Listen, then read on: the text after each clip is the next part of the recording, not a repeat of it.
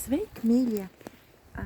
Šoreiz es vēlos parunāt par tādu vienkārši elementāru lietu kā balanss dzīvē.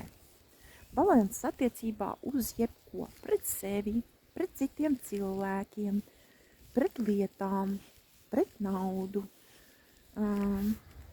līdz cilvēkiem apkārt.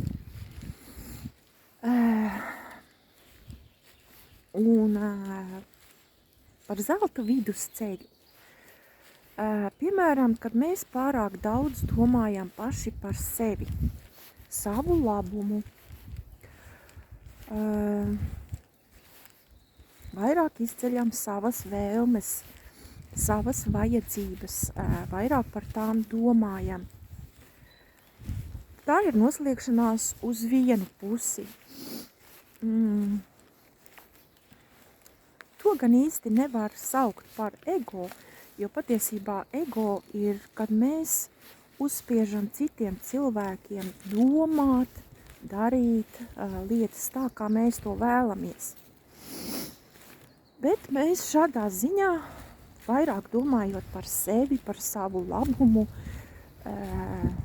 šajā ziņā arī varētu teikt par naudu, ja mēs tikai sev, tikai priekš sevis, tikai mūsu labumam, materiālas lietas, nauda, tā ir jau savā ziņā alkatība. Un tā nav laba.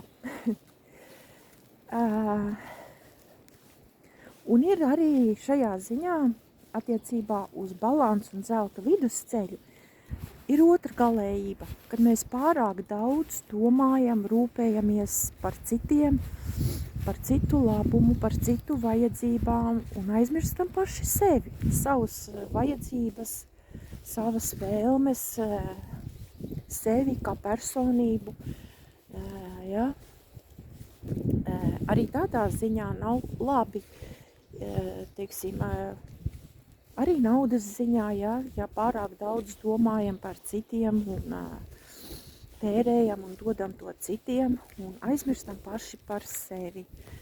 Tā ir noslēgšanās uz citu pusi, pārāk liels dāsnums,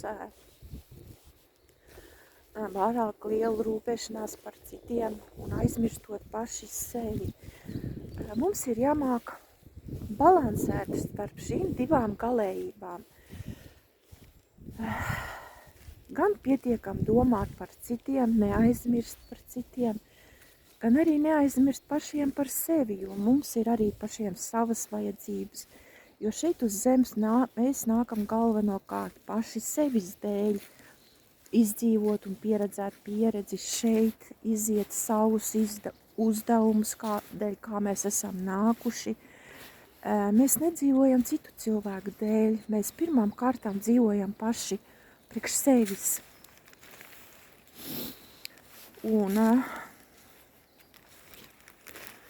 Bet nav labi arī pārāk daudz domāt par sevi, tikai sevi un aizmirst sev apkārtējos cilvēkus. Tā kā balanss dzīvē